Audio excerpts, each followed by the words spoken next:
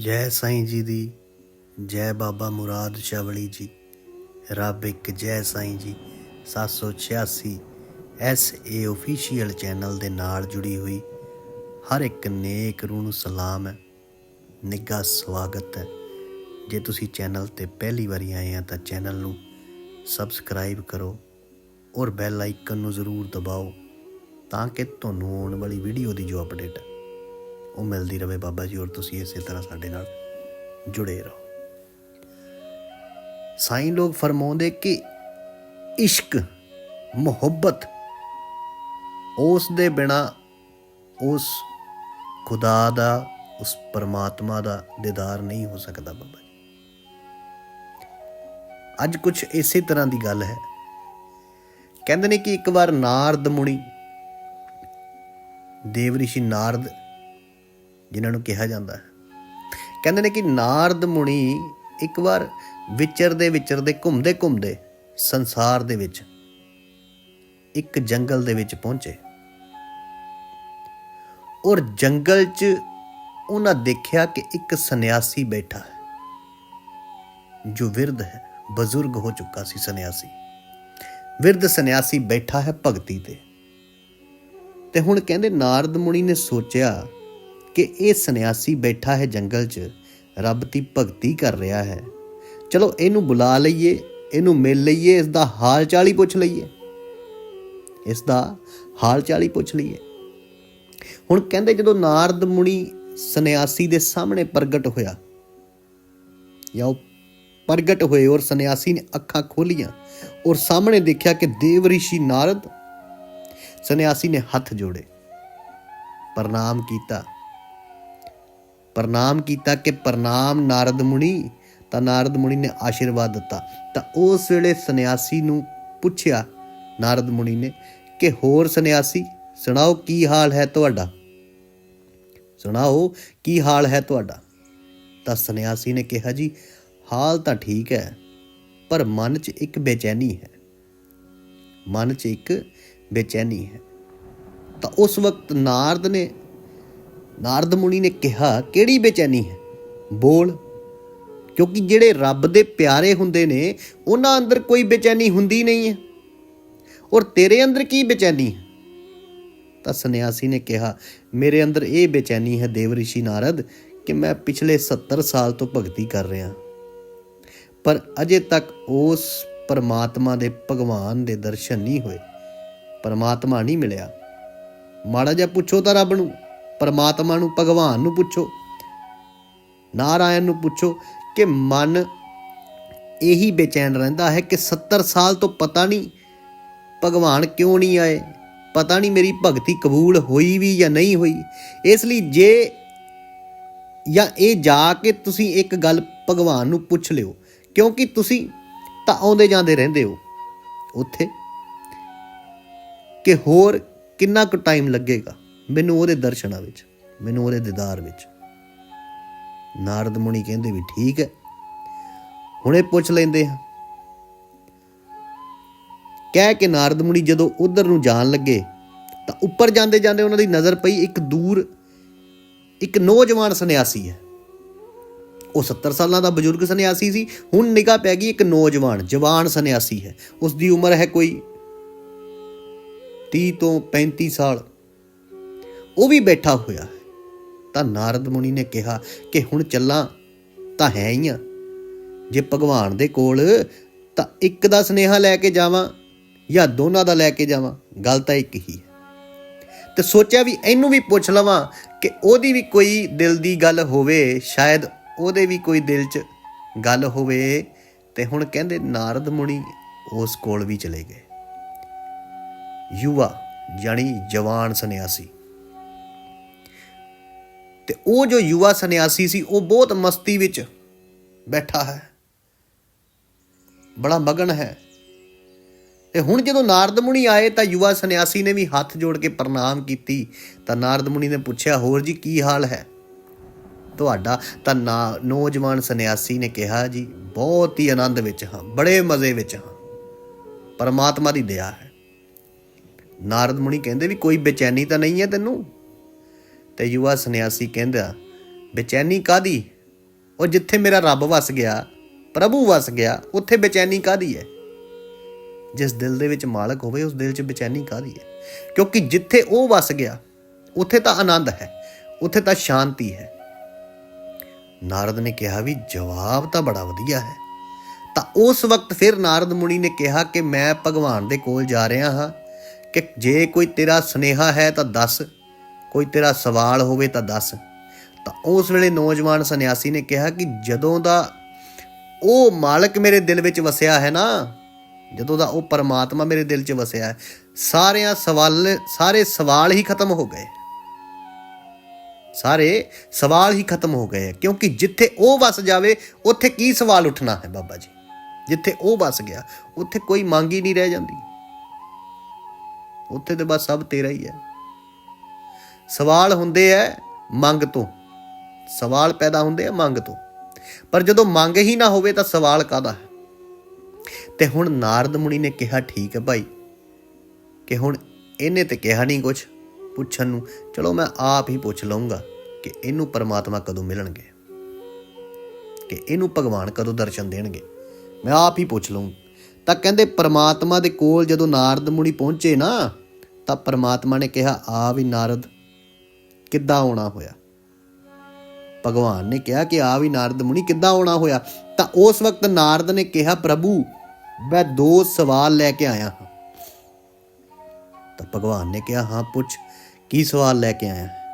ਤਾਂ ਉਸ ਵਕਤ ਨਾਰਦ ਮੁਨੀ ਨੇ ਕਿਹਾ ਜੀ ਇੱਕ ਸਵਾਲ ਇੱਕ ਸੰਨਿਆਸੀ ਦਾ ਹੈ ਔਰ ਦੂਜਾ ਸਵਾਲ ਮੇਰਾ ਆਪਣਾ ਹੀ ਹੈ। ਤਾਂ ਭਗਵਾਨ ਨੇ ਕਿਹਾ ਵੀ ਪੁੱਛੋ ਕੀ ਸਵਾਲ ਹੈ, ਪੁੱਛੋ ਕੀ ਪੁੱਛਣਾ ਹੈ। ਤਾਂ ਉਹ ਕਹਿੰਦੇ ਜੀ ਅੱਜ ਮੈਂ ਜੰਗਲ ਵਿੱਚ ਇੱਕ ਵਿਰਧ ਸੰਨਿਆਸੀ ਨੂੰ ਮਿਲਿਆ, ਜਿਹਨੂੰ 70 ਸਾਲ ਹੋ ਗਏ ਤੁਹਾਡੀ ਬੰਦਗੀ ਕਰਦਿਆਂ, ਭਗਤੀ ਕਰਦੇ ਨੂੰ, ਔਰ ਉਸ ਦਾ ਮਨ ਬੇਚੈਨ ਹੈ।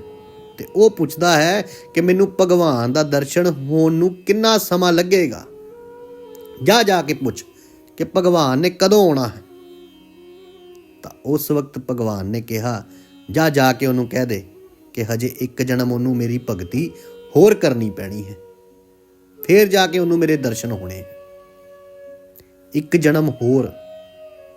ਤਾਂ ਨਾਰਦ ਮੁਨੀ ਨੇ ਕਿਹਾ ਜੀ ਠੀਕ ਹੈ। ਤਾਂ ਫਿਰ ਭਗਵਾਨ ਨੇ ਕਿਹਾ ਹੁਣ ਦੂਜਾ ਸਵਾਲ ਪੁੱਛ। ਤਾਂ ਨਾਰਦ ਮੁਨੀ ਨੇ ਕਿਹਾ ਕਿ ਮੈਂ ਹੁਣ ਇੱਕ ਨੌਜਵਾਨ ਸੰਨਿਆਸੀ ਨੂੰ ਮਿਲਿਆ ਹਾਂ, 30-35 ਸਾਲ ਦਾ ਸੀ। ਉਹਨੇ ਤੇ ਕੋਈ ਸਵਾਲ ਨਹੀਂ ਕੀਤਾ, ਪਰ ਮੇਰੇ ਮਨ ਦੇ ਵਿੱਚ ਇੱਕ ਸਵਾਲ ਹੈ ਕਿ ਉਹਨੂੰ ਕਦੋਂ ਮਿਲੋਗੇ, ਕਿ ਉਸ ਨੂੰ ਕਦੋਂ ਮਿਲੋਗੇ।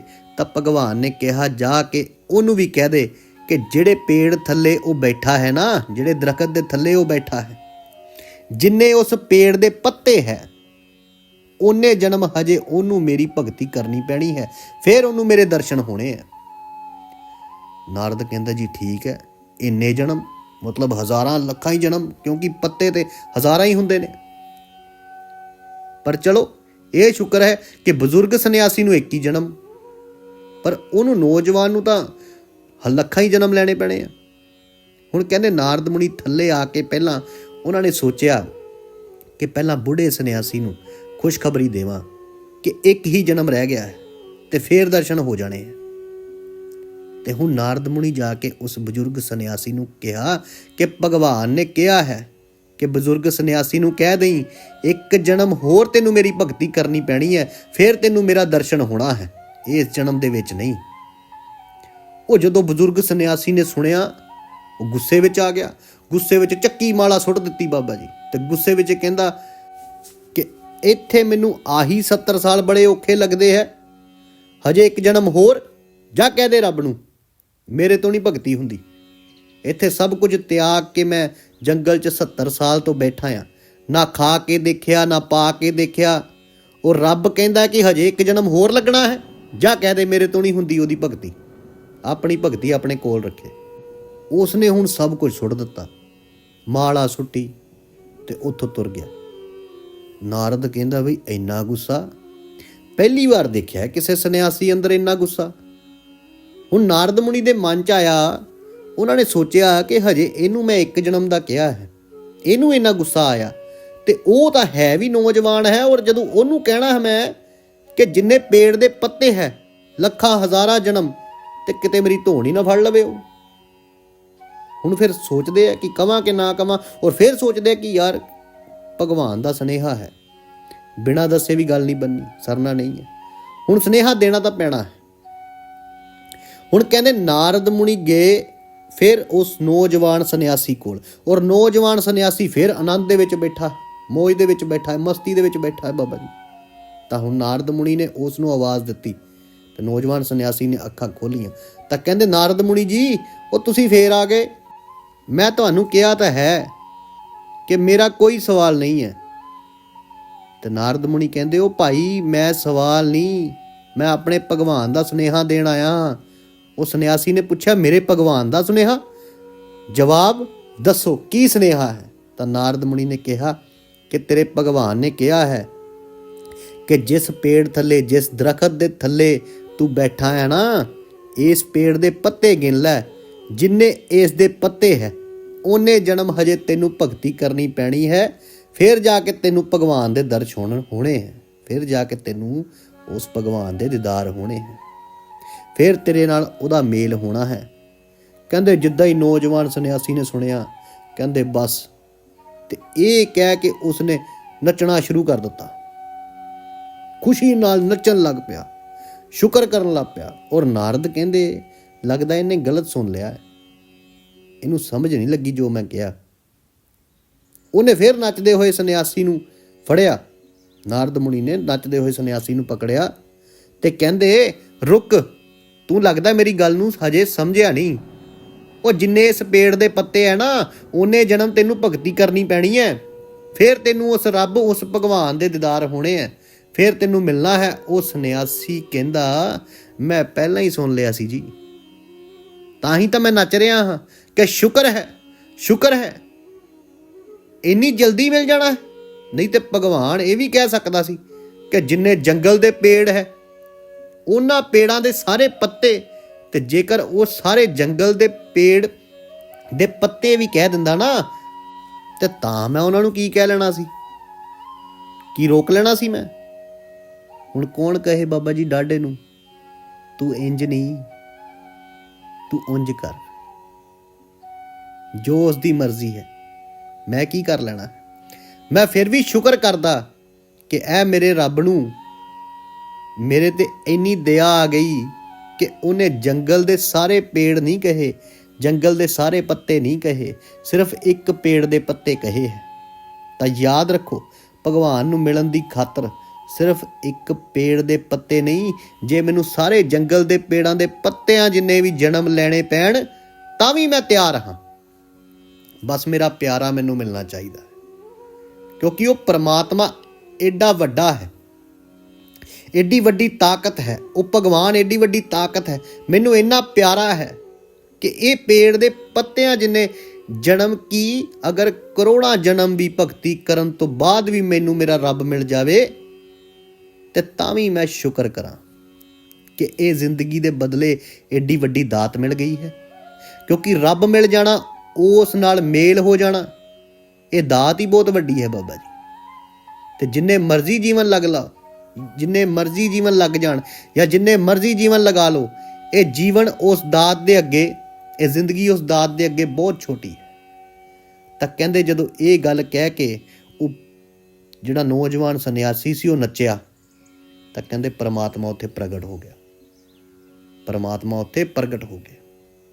ਉਸੇ ਵੇਲੇ ਉਸ ਨੌਜਵਾਨ ਨੂੰ ਪਰਮਾਤਮਾ ਦੇ ਦਰਸ਼ਨ ਹੋ ਗਏ ਬਾਬਾ ਜੀ, ਅੰਦਰੋਂ ਦਵਾਰ ਖੁੱਲ ਗਿਆ, ਭਗਵਾਨ ਆ ਗਏ। ਤਾਂ ਉਸ ਵਕਤ ਨਾਰਦ ਮੁਨੀ ਹੈਰਾਨ ਹੋ ਗਏ। ਉਹ ਨਾਰਦ ਮੁਨੀ ਕਹਿੰਦੇ ਭਗਵਾਨ ਕਰ ਦਿੱਤਾ ਨਾ ਮੈਨੂੰ ਝੂਠਾ, ਤੁਸੀਂ ਤਾਂ ਮੈਨੂੰ ਕਿਹਾ ਸੀ ਕਿ ਜਿੰਨੇ ਪੇੜ ਦੇ ਪੱਤੇ ਓਨੇ ਜਨਮ ਲੱਗਣੇ ਹੈ, ਤੇ ਤੁਸੀਂ ਹੁਣ ਹੀ ਆ ਗਏ ਹੋ। ਤਾਂ ਉਸ ਵਕਤ ਭਗਵਾਨ ਨੇ ਕਿਹਾ ਹੁਣੇ ਮੈਨੂੰ ਆਉਣਾ ਪਿਆ। ਇਸ ਸੰਨਿਆਸੀ ਦਾ ਇਸ਼ਕ ਜਿਹੜਾ ਹੈ ਨਾ, ਇਸ ਦੇ ਇਸ਼ਕ ਨੇ ਖਿੱਚ ਲਿਆ, ਇਸ ਦੇ ਪ੍ਰੇਮ ਨੇ ਖਿੱਚ ਲਿਆ, ਕਿਉਂਕਿ ਇਹ ਕੋਈ ਪ੍ਰੇਮੀ ਹੀ ਕਰ ਸਕਦਾ ਹੈ, ਇਹ ਕੋਈ ਆਸ਼ਿਕ ਹੀ ਕਰ ਸਕਦਾ ਹੈ। ਮੈਂ ਕਰੋੜਾਂ ਜਨਮ ਲੈ ਕੇ ਵੀ ਆਪਣੇ ਮਹਿਬੂਬ ਨੂੰ ਪਾਉਣ ਦੀ ਖਾਤਰ ਕੋਸ਼ਿਸ਼ ਕਰਨ ਨੂੰ ਤਿਆਰ ਹਾਂ। ਇਹ ਕੋਈ ਪ੍ਰੇਮੀ ਹੀ ਕਹਿ ਸਕਦਾ ਹੈ, ਇਹ ਕੋਈ ਪ੍ਰੇਮੀ ਹੀ ਕਰ ਸਕਦਾ ਹੈ। ਤੇ ਜਿਸ ਦੇ ਅੰਦਰ ਪ੍ਰੇਮ ਭਰਪੂਰ ਹੈ ਨਾ, ਉਹੀ ਪ੍ਰੇਮੀ ਹੈ। ਉਹਦੇ ਲਈ ਮੈਨੂੰ ਹੁਣੇ ਆਉਣਾ ਪਿਆ, ਭਗਵਾਨ ਨੂੰ ਹੁਣੇ ਆਉਣਾ ਪਿਆ। ਤੇ ਜਿਸ ਦੇ ਅੰਦਰ ਪ੍ਰੇਮ ਨਾ ਹੋਵੇ ਉਹ ਤਾਂ ਉਸ ਸੰਨਿਆਸੀ ਵਰਗਾ ਹੁੰਦਾ ਹੈ, ਕ੍ਰੋਧਿਤ, ਗੁੱਸੇ ਵਿੱਚ ਆ ਕੇ ਦੌੜ ਜਾਂਦਾ ਹੈ ਬਾਬਾ ਜੀ।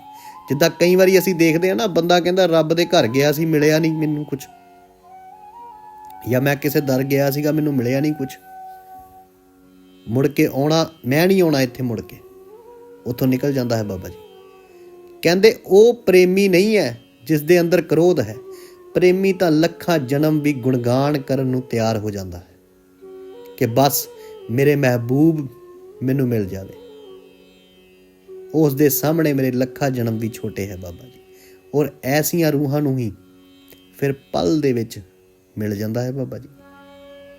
ਇਸ ਕਰਕੇ ਉਸ ਖੁਦਾ ਦੇ ਦੀਦਾਰ ਨੂੰ ਪਾਉਣ ਲਈ ਪ੍ਰੇਮ ਚਾਹੀਦਾ ਹੈ, ਔਰ ਉੱਥੇ ਪ੍ਰੇਮ ਹੀ ਚੱਲਦਾ ਹੈ, ਇਸ਼ਕ ਹੀ ਚੱਲਦਾ ਹੈ। ਤਾਂ ਹੀ ਤਾਂ ਆਖਿਆ ਹੈ ਜਿਨ ਪ੍ਰੇਮ ਕੀਓ ਤਿਨ ਹੀ ਪ੍ਰਭ ਪਾਇਓ ਬਾਬਾ ਜੀ। ਇਸ਼ਕ ਦੀ ਹੀ ਕਹਾਣੀ ਹੈ ਉੱਥੇ, ਹੋਰ ਕੋਈ ਗੱਲ ਨਹੀਂ। ਜਿਸ ਦੇ ਅੰਦਰ ਪ੍ਰੇਮ ਹੋਵੇਗਾ ਉਹਨੂੰ ਪਲਾਂ ਵਿੱਚ ਮਿਲਦਾ ਹੈ, ਜਿਸ ਦੇ ਅੰਦਰ ਨਹੀਂ ਉਹ ਫਿਰ ਉਹ ਸਾਧੂ ਵਰਗਾ ਛੱਡ ਜਾਂਦਾ ਹੈ, ਵਿੱਚ ਹੀ ਰਾਹ 'ਚ ਭੱਜ ਜਾਂਦਾ ਹੈ।